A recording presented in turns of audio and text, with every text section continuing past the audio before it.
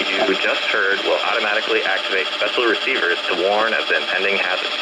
Normally, this test is conducted each Wednesday between 11 a.m. and noon. However, this week it is being conducted on Tuesday in recognition of Severe Weather Preparedness Week and to coincide with the testing of outdoor warning sirens done by many communities in Illinois on the first Tuesday of the month around 10 a.m. At this time, take a moment to practice your severe weather emergency sheltering plan. At the very least, answer this question: where would I take shelter if a tornado were approaching me right now?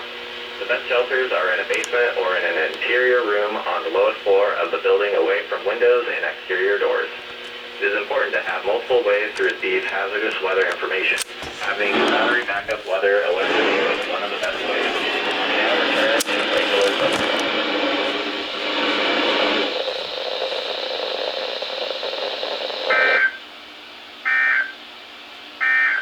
Sheboygan, Wisconsin to Edgewater, Michigan South. Rest of today, northwest winds 10 to 20 knots becoming north.